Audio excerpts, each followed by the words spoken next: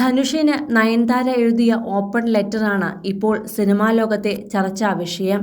നെറ്റ്ഫ്ലിക്സിൽ റിലീസാകാൻ പോകുന്ന നയൻതാരയുടെ ഡോക്യുമെന്ററിയിൽ നാനും റൌഡിതാൻ എന്ന ചിത്രത്തിലെ ചില ക്ലിപ്പുകളും പാട്ടും ഉപയോഗിക്കാൻ ധനുഷ് സമ്മതിക്കാത്തതുമായി ബന്ധപ്പെട്ട പ്രശ്നത്തെക്കുറിച്ചാണ് നയൻതാരയുടെ തുറന്ന കത്ത്. തന്റെയും വിഘ്നേഷിന്റെയും പ്രണയത്തെക്കുറിച്ച് പറയുന്ന ഡോക്യുമെന്ററിയിൽ ഒഴിച്ചുമാറ്റാൻ കഴിയാത്ത സിനിമയാണ് ധനുഷ് നിർമ്മിച്ച വിഘ്നേഷ് ശിവൻ സംവിധാനം ചെയ്ത നയൻതാരയും വിജയ് സേതുപതിയും കേന്ദ്ര കഥാപാത്രങ്ങളായി എത്തിയ നാനും റൌഡിതാൻ എന്ന സിനിമ. ഡോക്യുമെന്ററിക്ക് വേണ്ടി ചിത്രത്തിലെ 3 സെക്കൻഡ് ദൈർഘ്യമുള്ള പാട്ടിന്റെ ക്ലിപ്പുകൾ ഉപയോഗിച്ചതിന് 10 കോടി രൂപയാണ് ധനുഷ് ആവശ്യപ്പെട്ടത്. ഇതിന് പിന്നാലെ വക്കീൽ നോട്ടീസ് അയച്ചതിനാണ് നയൻതാരയുടെ പ്രതികരണം ഇപ്പോൾ എത്തിയിരിക്കുന്നത്. ഷൂട്ടിംഗ് സമയത്തെടുത്ത ഫോട്ടോകൾ പോലും ഡോക്യുമെന്ററിയിൽ ഉൾപ്പെടുത്താൻ ധനുഷ് സമ്മതിച്ചില്ല. ധനുഷിൽ നിന്ന് NOC കിട്ടാനായി 2 വർഷത്തോളം കാത്തിരിക്കുകയായിരുന്നു. അതിനാലാണ് ഡോക്യുമെന്ററി പുറത്തിറക്കാൻ ഇത്രയും കാലം വൈകിയത്. എന്നാൽ കഴിഞ്ഞ 10 വർഷമായി വ്യക്തിവൈരാഗ്യം സൂക്ഷിക്കുന്ന ധനുഷ് തങ്ങളോട് പക വീട്ടുകയാണെന്നും നയൻതാര പറയുന്നു. 2016 ഫിലിം ഫെയറിൽ തന്നെ അപമാനിച്ചതടക്കം ഒന്നും മറക്കില്ല എന്ന് നയൻതാര ഓപ്പൺ ലെറ്ററിൽ കുറിച്ചിട്ടുണ്ട്.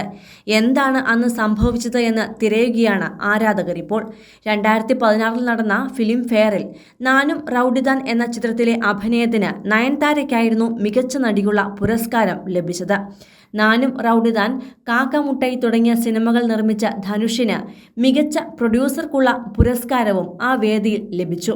ആദ്യം പുരസ്കാരം സ്വീകരിക്കാനായി ക്ഷണിക്കപ്പെട്ട ധനുഷ് കാക്കമുട്ടൈ എന്ന സിനിമയെക്കുറിച്ചും അതിൽ നായികയായി അഭിനയിച്ച ഐശ്വര്യ രാജേഷിനെക്കുറിച്ചും വാചാലയായി. ഐശ്വര്യയുടെ പ്രൊഫഷണലിസത്തെക്കുറിച്ചുള്ള ധനുഷിന്റെ ഓരോ വാക്കും നയൻതാരയ്ക്കുള്ള കൊട്ടായിരുന്നു. എന്തെന്നാൽ ആ കാലത്ത് നയൻതാര വിഘ്നേഷ് പ്രണയം കൊടുമ്പിരി കൊണ്ട് നിൽക്കുകയായിരുന്നു.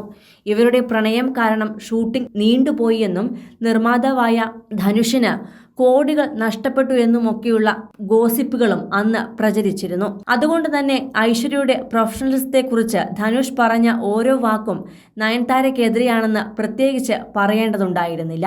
തുടർന്ന് മികച്ച നടിക്കുള്ള പുരസ്കാരം സ്വീകരിക്കാൻ വേദിയിലെത്തിയ നയൻതാര പരസ്യമായി ധനുഷിനോട് മാപ്പ് പറയുകയും ചെയ്തു.